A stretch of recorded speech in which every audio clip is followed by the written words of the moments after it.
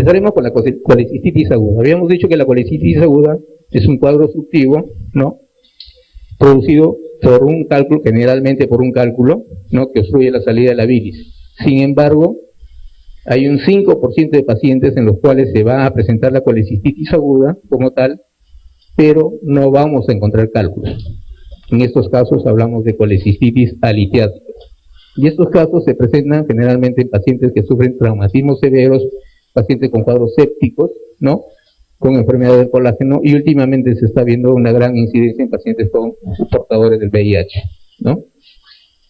Como les decía, la causa es la obstrucción, que va a llevar a una distensión de toda la pared de la vesícula, posterior inflamación, ¿no?, porque hay compromiso vascular que va a llevar a un cuadro de isquemia, y posterior necrosis de la pared.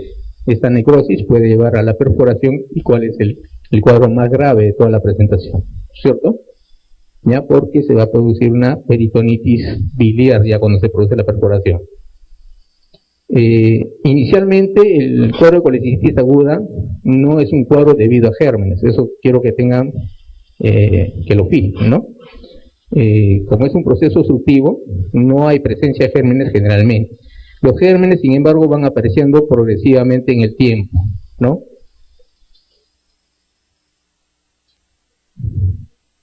El cuadro clínico está dado básicamente por el dolor, la anorexia, vómitos, náuseas, que son en general síntomas o un cuadro clínico que es compartido por la mayoría de patología de los órganos intraabdominales.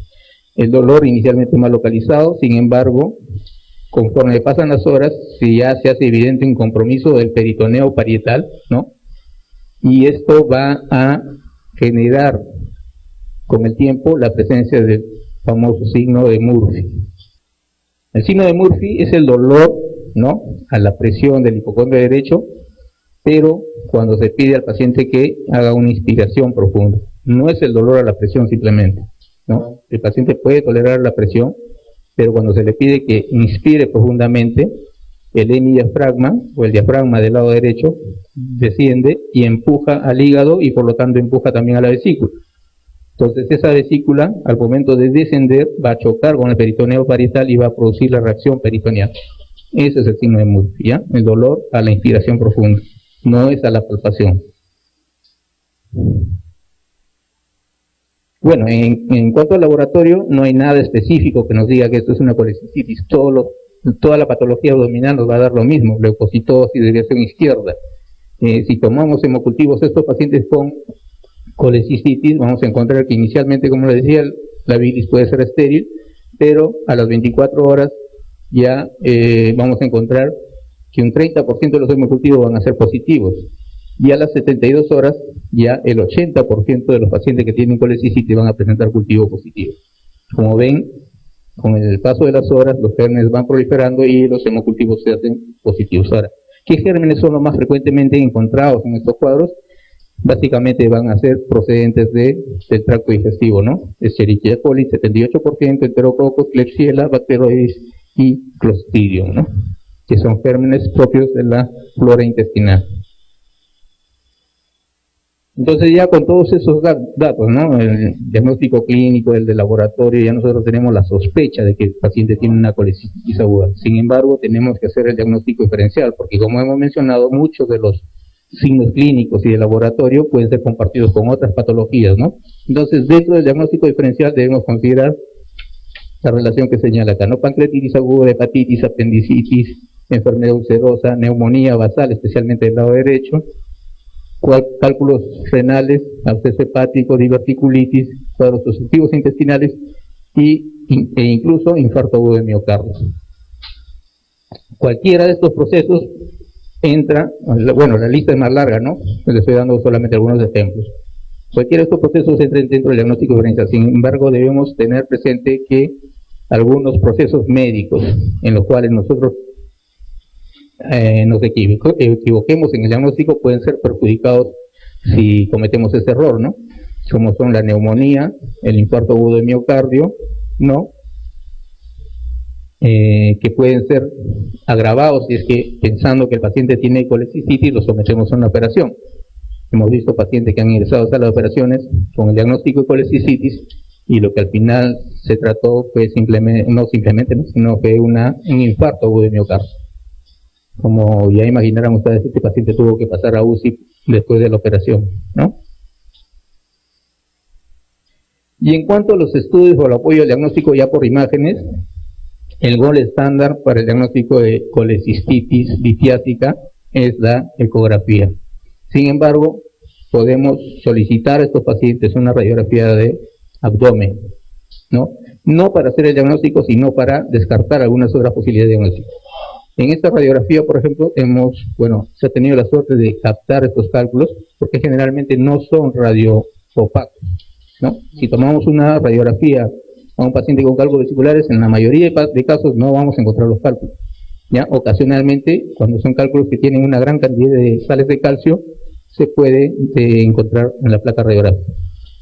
Entonces, la radiografía solamente para descartar otras patologías, ¿no? Como puede ser una neumonía basal derecha, ¿no?, una perforación de víscera hueca, como una úlcera péptica perforada, etc.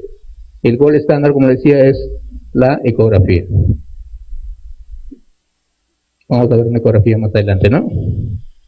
La ventaja de la ecografía, que es un método rápido, no invasivo, es el estudio de elección, ¿no? Y actualmente, pues, la mayoría de centros o establecimientos cuentan por lo menos con un ecógrafo, ¿no? También se describen estudios con radionúclidos, pero ya esto es un examen más sofisticado que tienen indicaciones precisas. La tomografía axial computarizada no es de mucha ayuda para el diagnóstico de litiasis vesicular, pero sí nos puede ayudar cuando queramos hacer diagnóstico diferencial con otras patologías. La colangioresonancia también nos puede ayudar, sin embargo, su especificidad es menor en relación a la ecografía, ¿no? Y la radiografía simple, como hemos mencionado, para descartar otros procesos. Bien, esta es una ecografía, vean, ¿no? Esta mancha que vemos acá es el cálculo, ¿no? Debemos diferenciarla. ¿Cuál es la característica de estos cálculos? Es que van a dejar una sombra acústica, ¿no? Una mancha por debajo del cálculo. Acá está el transductor, ¿no? Y lo que hace la ecografía es enviar ondas, ¿no es cierto? Y si hay tejido normal, digamos, las ondas van a atravesar todo el tejido. Pero cuando encuentran un cuerpo sólido, estas ondas van a rebotar y no van a poder atravesar el tejido, de tal manera que se genera la sombra acústica, ¿no es cierto? Pero además, en un paciente con colecistitis vamos a encontrar el edema de pared, que va a dar un engrosamiento de la pared de la vesícula. Normalmente la pared de la vesícula mide hasta 3 milímetros. Si encontramos una pared con más de 3 milímetros, ya estamos pensando en un cuadro de colecistitis aguda por engrosamiento. Y otro signo ecográfico que vamos a encontrar es la presencia de líquido alrededor de la vesícula. Vean esta sombra más oscura, ya como un halo, es la presencia de líquido perivesicular. Y un dato adicional dentro de la ecografía es que al momento de hacer la ecografía, el transductor va a pasar por el hipocondrio derecho y va a generar dolor. Eso los ecografistas lo describen como signo de Murphy positivo ecográfico, ¿no? ¿Ya? Todos esos datos ya prácticamente nos están haciendo el diagnóstico de colecistitis. Ocasionalmente podemos pedir una tomografía, como decía, no para hacer diagnóstico de colecistitis, sino para ver algunas complicaciones. Por ejemplo, en este caso vemos una vesícula, acá vemos un cálculo, ¿no? Pero dentro de la vesícula vemos la presencia de aire, ¿no? A eso se llama, ¿cómo se llama la presencia de aire dentro de las vías biliares? Aerobilia, muy bien. ¿Y por qué se genera, por qué se produce la aerobilia? ¿Tienen idea de dónde puede venir ese aire? Hay dos posibilidades, ¿no? Pero vamos a ver la más frecuente.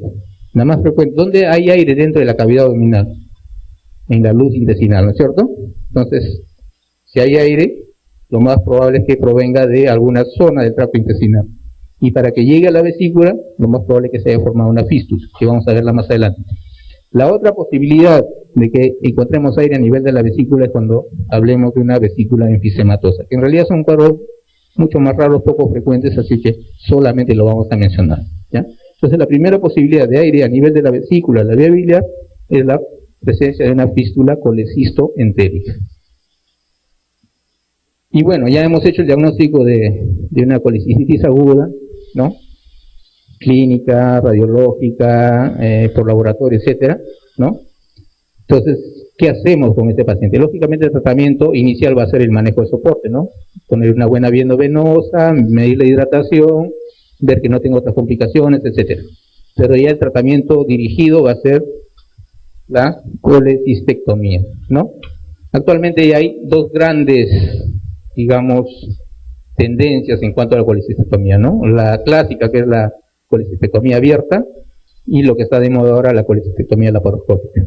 Y actualmente ya la tendencia es hacer cirugía mínimamente invasiva, ya hay hasta cirugía sin corte, ¿no?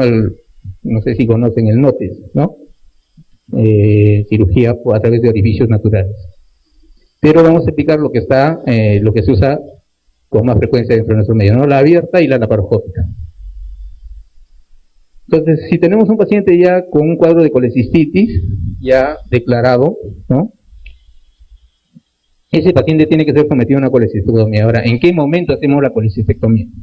Hay tres posibilidades. Hacer una colecistectomía de urgencia, que se da en el 5% de pacientes, una cirugía temprana, que se da en el 80% de pacientes, y significa hacerlo dentro de los 7 primeros días de iniciado el cuadro, ¿no? A diferencia de la de urgencia, que tiene que ser lo más pronto posible, y una cirugía diferida en la cual el paciente es sometido a un manejo médico inicial de la colecistitis.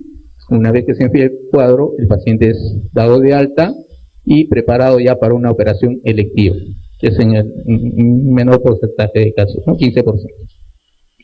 Sin embargo, estas tendencias van a depender del estado en el que llegue el paciente. Si es un paciente diabético, con una leucocitosis marcada, un cuadro peritoneal, yo a ese paciente no le voy a dar de alta, ¿no es cierto? Lo voy a tener que someter a una cirugía de emergencia, ¿ya? Eso va a depender de las características con las que llegue el paciente, ¿no? La tendencia actualmente es la cirugía precoz, y más aún si tenemos cirugía laparoscópica, ¿ya? Que es mínimamente invasiva. Bien, ¿cuál es el principio de la colecistectomía? No sé si habrán tenido oportunidad de ver una colecistectomía. En realidad, si bien la operación es aparentemente fácil, hay que tener siempre algunos criterios, ¿no? La idea es prevenir las complicaciones del acto operatorio. Si el paciente viene con la colecistitis, lo que tengo que hacer es solucionar el problema y no agregarle problemas al paciente. Y generalmente nosotros le agregamos problemas cuando colocamos pinzas a ciegas, nos esperamos, o queremos hacer actos operatorios rápidos. Ustedes van a ver de repente cirujanos que dicen, son rapidísimos, ¿no? Pueden ser rapidísimos, pero no, lo que debemos tener en cuenta es la seguridad para el paciente, ¿no? Porque al final de cuentas se va a perjudicar por un mal procedimiento, no es el cirujano sino el paciente, ¿no? Entonces siempre tratar de hacer todo con orden y visualizando todas las estructuras, especialmente el conducto cístico, la arteria cística y la vía biliar principal. Vean aquí, tenemos el famoso triángulo de Calot, ¿ya? Que el triángulo de Calot en realidad es este, ¿no? Limitado por la arteria cística, el conducto cístico y el conducto hepático común, ¿ya? Ese es el triángulo de Calot. Muchas veces se confunde con el triángulo hepatocístico. Cuando preguntamos qué es lo que encontramos dentro del triángulo de Calot, ustedes me responden la arteria cística, y no es así, ¿ya? Dentro del triángulo hepatocístico, ahí sí se encuentra la arteria cística, ¿ya? Entonces, esto es nuestro punto de referencia para empezar la disección de la vesícula y la extracción, ¿no? Tenemos que llegar a este triángulo, identificar el conducto cístico y la arteria cística, ¿no? Repararlas para evitar complicaciones, tanto en la cirugía abierta como en la laparoscópica. Vamos a hablar un poquito de la cirugía abierta. La incisión es una incisión subcostal debajo del reborde costal derecho, ¿no? Es la clásica, pero también se puede abordar a través de una incisión paramediana derecha, ¿ya? La colecistectomía puede ser de dos tipos, colecistectomía total o colecistectomía parcial. La colecistectomía total puede ser a su vez de tres tipos, ¿no? Por la vía de abordaje, o sea, por la forma como yo voy a sacar la vesícula. Puede ser una colecistectomía directa, en la cual voy desde el fondo de la vesícula hasta el cuello o bacinete, voy avanzando, bajando progresivamente. La indirecta es lo mismo, pero en sentido inverso. Voy desde abajo, desde el bacinete, capturando el conducto cístico y la arteria, y voy sacando la vesícula desde abajo. La mixta, que es la más usada en lo que es cirugía abierta, ¿no? Es una mezcla de ambos, ¿no? Primero empiezo como una indirecta, voy hacia abajo, capturo el conducto cístico y la arteria, y luego voy hacia arriba y empiezo a despegar la vesícula desde arriba, por comodidad. Sin embargo, hay situaciones en las cuales tengo que hacer necesariamente una colecistectomía directa, especialmente en vesículas esclerotóficas o cuando es poco accesible el triángulo de Calot. Entonces, para evitar lesionar, yo puedo ser muy hábil, pero cuando tengo dificultades en identificar el conducto cístico y la arteria, lo más seguro es ir hacia arriba e ir bajando progresivamente para no lesionar la vía biliar principal.